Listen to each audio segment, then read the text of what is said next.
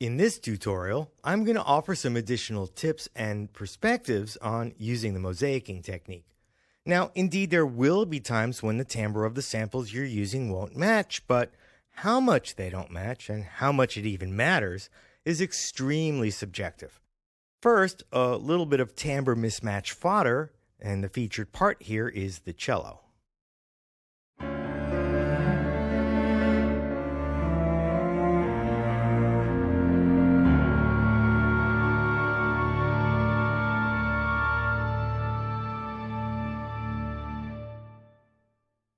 The cello line comes from three libraries: the East-West solo cello, the Vienna Instrument solo cello, and yes, you guessed it, my old Kirk Hunter Emerald solo cello.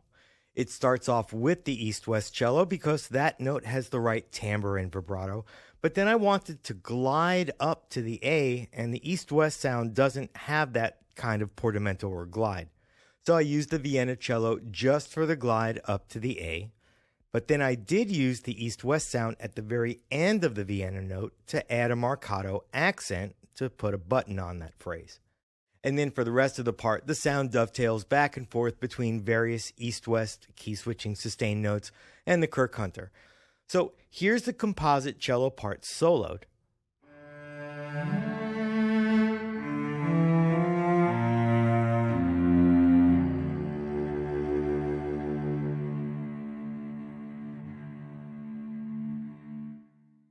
In terms of timbre shifts, I've minimized them here first by using the same reverb on all the different instruments, including the East-West cello, in which the samples were recorded with reverb. Using the right reverb can help to homogenize the differences in timbres between samples from different libraries. But whether or not it's important to even address a timbre shift between samples has everything to do with the context in which a part is playing. For example, you probably noticed that the trail of the last cello note exhibited a pretty drastic timbre shift midway, and that occurred because the East-West cello sample ran out. It's an unlooped sample, so I dovetailed in the Kirk Hunter cello to provide a continuation of the note just to maintain the impression of a cello playing through the entire duration of its diminuendo. And the reason I didn't address the timbre shift is because, in context with the other instruments, you can barely hear the cello to begin with, and so the timbre shift isn't really audible. However, even when those differences in timbre are easily distinguishable, see, I usually don't find them objectionable. I'd say that 80% of the time, I find timbre shifts to be reminiscent of the differences in tone you'd expect to hear when a player shifts to a different string to play the notes, or simply a change in musical emotion, or the kind of sound that's reminiscent of just one of those orchestral moments. And if the sounds really aren't working together, well, yes, I will look to another library to see if I can find samples where the tone matches more closely. But having said all that, and I think this is probably one of the most important tips I can offer you in this whole course about realism. One of the biggest liabilities in the realism of sampled orchestral music is the consistent sameness of the sound that we get when we use samples. When you hear exactly the same tone for the same notes over an extended period of time, sample-based music experiences a long-term version of the machine gun effect. So while this mosaicing approach is clearly more time-consuming to realize parts with than using key-switching instruments, the variety in timbre will actually breathe a whole new sense of life and, yes, realism into your mockups. And now a few tips to make this approach easier to manage.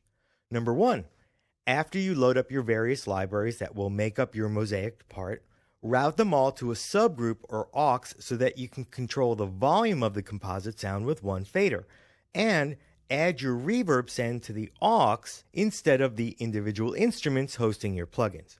This way you have one control acting as a master reverb send for this entire composite sound you're making. Remember, you're treating all these separate plugins as one instrument. And yeah, if it turns out that one or more of those instruments needs to be a little wetter than the others, then sure, by all means, add a send to those instruments channels and add a little bit more of the same reverb to them. Now, one of the biggest problems in getting this technique to work has to do with panning. Many orchestral libraries record instruments in a way that when your pan, pot, or balance control is right up the center, the sound you hear will be off to one side. And the reason they do this is to reflect the natural stage positioning of the instruments in the recordings of the samples themselves. So here's the cello part on its own without the panning compensation that I applied.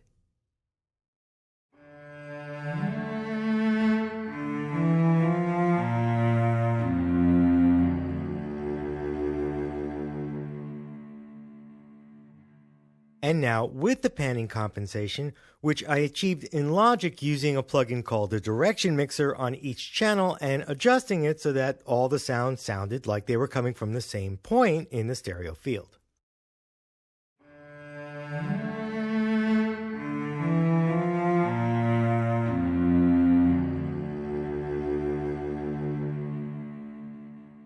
If you use this mosaicing technique and you find that the difference in timbre between some of the instruments is really bugging you, you can use EQ to try and match the overall tone of the samples. And the best EQing trick of all comes in the form of a match EQ. Now, this is a type of EQ that can learn the sonic characteristics, the sonic fingerprint, if you will, of a template sound and let you apply it to other sounds. And in this piece, I decided to use the East-West solo cello as the template, and I applied it to the Vienna and Kirk Hunter sounds.